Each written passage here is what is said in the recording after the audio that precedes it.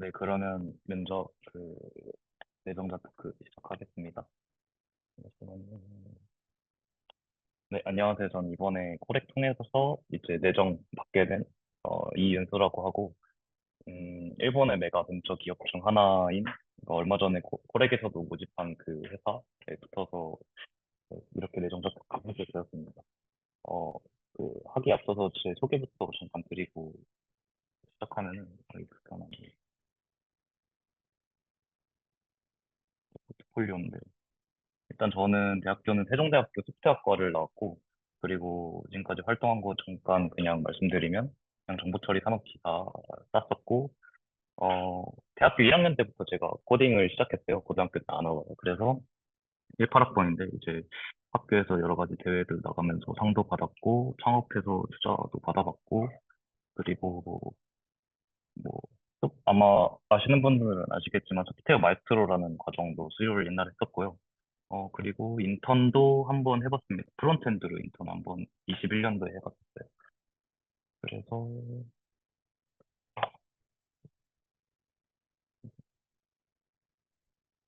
음, 그리고 좀 특이사항으로 말씀드리면 제가 JLPT도 없고, 일본에 살아본 적도 없거든요. 그래서 그 관점에서 뭔가 좀 여러분들에게 도움이 될 만한 이야기들을 하면 좋을 것 같습니다. 일단, 그래서 제가 여러분들한테 준비해본 팁이 살짝 무서웠을 수도 있는데, 그래도 제가 아는 것들 최대한 말씀드리고 싶어가지고, 이렇게 한번 정리해봤어요. 이런 6가지 팁들, 그 구체적으로 나온 여러 가지 이야기들을 지금부터 시작해보겠습니다. 일단은 제가 드리고 싶은 말씀은 첫 번째로 많이 지원해봐라예요. 그러니까 왜냐면은 사실 일본 기업이라는 게 좋은지 안 좋은지도 사실 잘 모르거든요. 그러니까 저희 그냥 한국 기업이야 뭐 좋은 기업, 안 좋은 기업 사실 한국인이면 다 알고 있잖아요. 그래서 알아보기도 쉽고. 근데 일본은 솔직히 그것도 잘 모르고, 그리고 제 경험상 별로 들어가고 싶지 않은 기업이더라도 내가 뭔가 면접을 진행하면서, 내가 생각했던 것보다 더 큰 규모의 회사네? 생각보다 되게 프로세스가 잘 잡혀있네 하면서 그 시간이, 생각이 바뀔 수도 있으니까 일단 그 점 말씀드리고 싶고, 그리고 무엇보다 좋은 게 이게 연습이 진짜 많이 되거든요. 제가 만약 가고 싶은 기업이 첫 번째로 면접 보는 회사가 아닌 내가 가고 싶은 회사가 10번째로 면접을 보는 회사가 되는 게 더 붙을 확률이 높아지잖아요. 그래서 일단 많이 지원해봐라라는 말씀 드리고 싶고, 그러면 어떻게 많이 지원해 볼 수 있나요? 했을 때, 제가 추천드리고 싶은 거는, 어, 콜에게 그 미트업이란 그 이벤트가 있거든요. 아마 아실 분 있을 것 같고, 참가해 보신 분도 있을 것 같은데, 이 미트업이라는 게 일본에 있는 이제 인사 담당자분들을 직접 모시고 와가지고 한국에서 직접 채용 프로세스도 진행하고 면접도 보고 기업 설명회도 해주시고 뭐 간간히 식사도 같이 먹으면서 대화할 수 있는 그런 자리거든요. 저도 그리고 되게 괜찮은 기업분들 많이 오세요. 저도 이 이벤트를 통해서 내정을 받았었고 어, 네. 그래가지고 최대한 많이 추천드립니다. 그리고 무엇보다도 이걸 하면서 좋은 게 뭐냐면, 한국 취업관들이랑 그 일본 그 면접 취업관들이 그 보는 시선이 진짜 다르거든요. 그래서 직접 일본 채용 담당자분들과 얘기하면서 어, 어떤 부분들을 중요하게 보는지, 내가 걱정하고 있는 부분들을 직접 오프라인으로도 하면서 해결할 수 있는 장소니까 추천을 많이 드립니다. 그리고 그다음에 일본어 팁 먼저 말씀드리면, 이거는 엔지니어에만 해당하는 얘기라 종합직 분들은 아마 조금 다를 수도 있을 것 같은데, 일본 취업을 하려고 하면은 자격증이 있어야 된다라는 생각을 할 수도 있어요.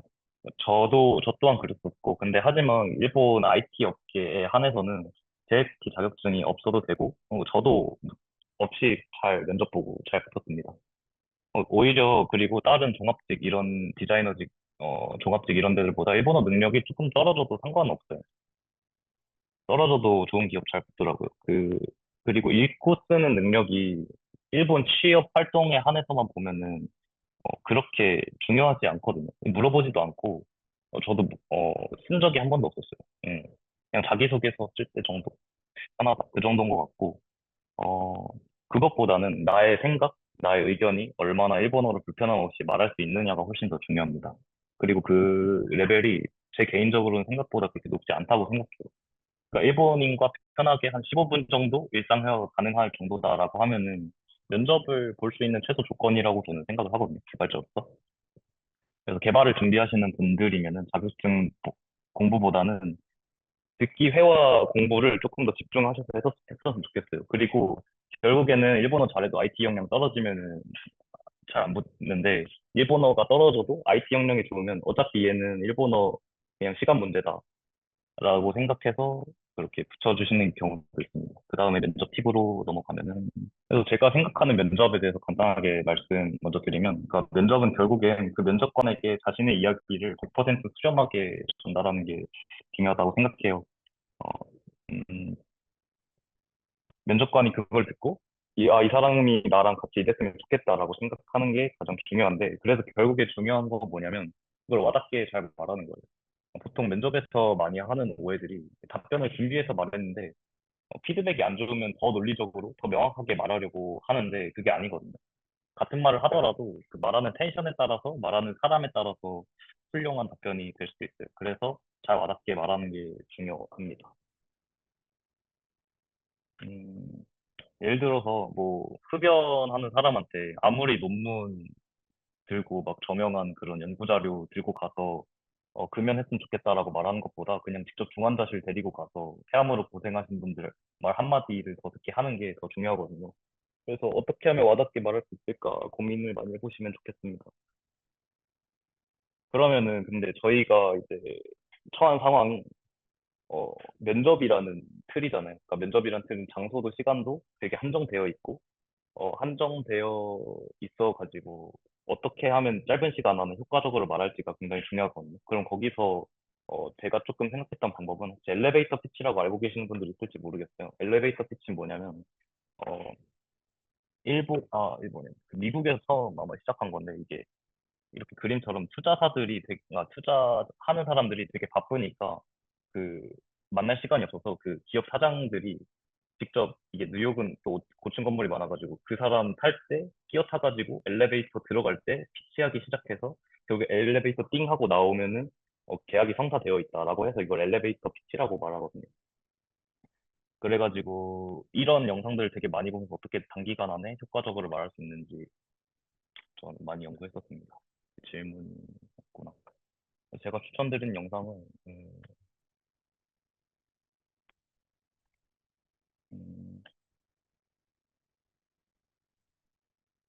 뭐였더라? 어, 스크럽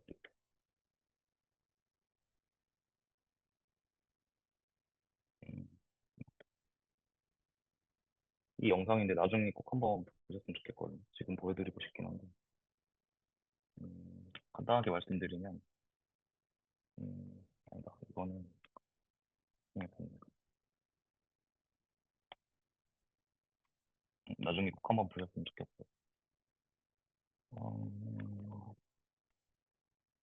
그래서 이런 것들을 연구하면서 제가 뽑아낸 방법들이 뭐냐면, 여러 가지 있으니까, Y 먼저 말하기, 뭐 말하는 태도, 말하는 사람, 이 중요하다. 그 비언어적인 요소도 굉장히 중요하다. 그리고 숫자를 이용해서 말하는 게, 또 효과적일 수 있다.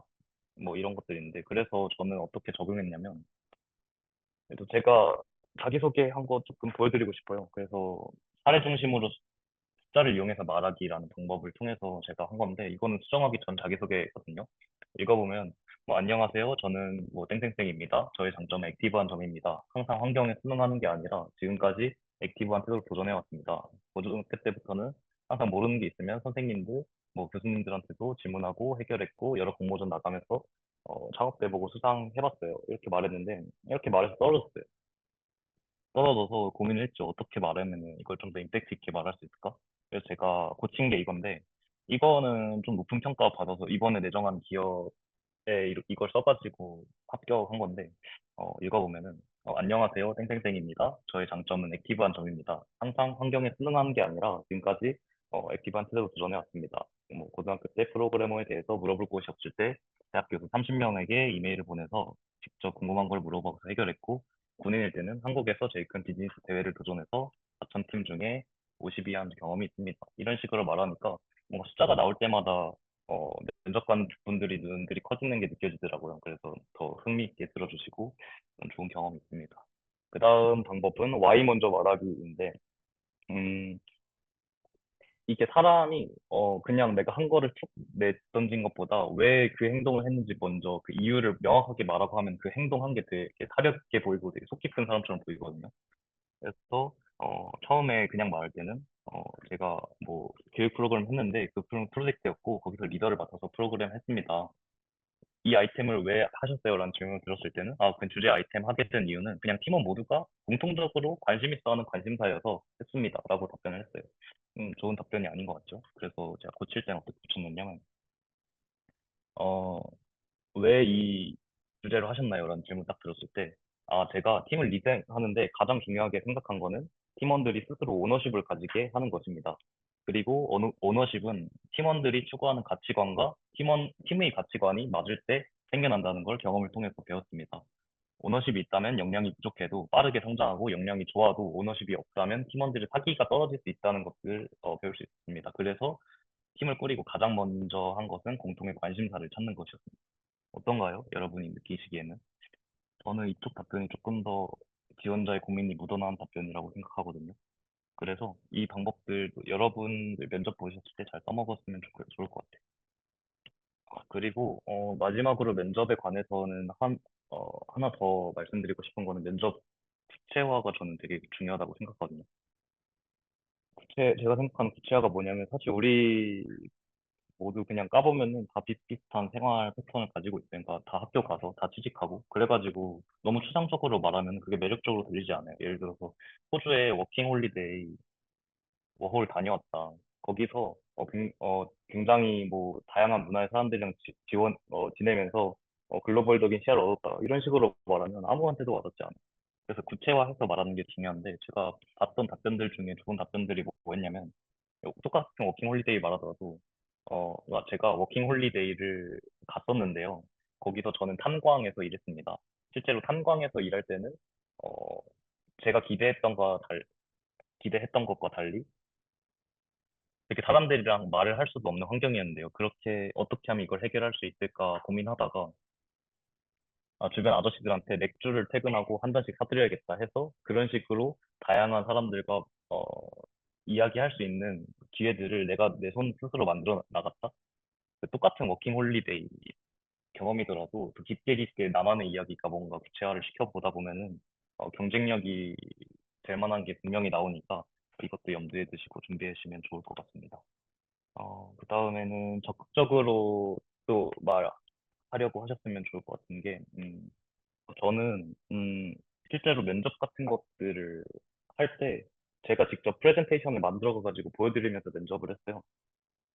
이렇게 하면 좋은 게 뭐냐면 일단은 제가 평범하게 말하는 것보다 이렇게 띄워드리면서 말하는 게 예를 들어서 이런 것들 만들었고 이 책 읽고 이런 거 어려움 느꼈고 이런 것들을 공부했다. 이런 식으로 말하는 게 그냥 말하는 것보다 훨씬 전달력이 좋고 그리고 무엇보다 좋은 건 이런 태도 자체를 엄청 긍정적으로 사주세요. 뭔가 열정적으로 준비하고 말하려고 하는 걸. 그래서 이 그러니까 온라인이면 제가 어, 화면 공유하면서 제가 보여드렸고 오프라인이면 제가 노트북이나 태블릿 들고 가서 직접 슬라이드 보여드리면서 네, 그렇게 발표했습니다. 이것 때문에 면접은 거의 다 좋은 평가를 받아가지고 꼭 써보셨으면 좋겠어요. 그러면은 이제 또 고민이 될 수 있는 부분이 일본 면접은 어떻게 준비하나? 한국과 일본의 면접의 다른 점은 뭘까? 그런 고민들 아마 진짜 많이 하고 계실 것 같은데 저 같은 경우는 도움이 됐던 이 영상들 하나 추천드리고 싶어요. 원캐리어라는 일본의 뭐 사람인 같은 플랫폼인데 거기서 기획한 이키나리 사이시우 면세스라는 실제 최종 면접하는 그 장면들을 영상으로 찍어가지고 컨텐츠로 만든 거거든요. 이게 어떤 컨텐츠냐면 실제로 최종 면접 보러 와가지고 이렇게 면접을 보고 마지막에 이 사람이 왜 좋았는지, 왜 안 좋았는지 그런 면접관들의 피드백을 볼 수 있어요. 사실 그리고 여기 기술 질문을 제외한 거의 모든 질문은 이 포맷에 따라서 거의 다 나와가지고 저는 따로 예상 외의 질문을 받았다라는 그거는 많이 없었거든요. 그리고 이 다른 영상 같은 거 이거 보다 보면은 실시간으로 이게 그래프가 뭐냐면 면접관의 그 평가예요. 이게 이거 답변을 듣고 이 사람의 호감도가 팍 올라갔다, 팍 내려갔다 이런 것들을 잘 그래프 도식화하면서 보여주거든요. 그리고 이걸 보면서 느끼실 텐데 보면 느낀 점이 뭐냐면 잘 답변한 것 같은데 왜 이렇게 이 사람 평가가 낮지? 아니면 별로 안 좋은 답변 같은데 되게 좋게 평가해 주시네. 그런 것들이 여기서 보다 보면 느끼거든요. 그래서 그런 것들 보면서 느끼시면 도움이 많이 됩니다.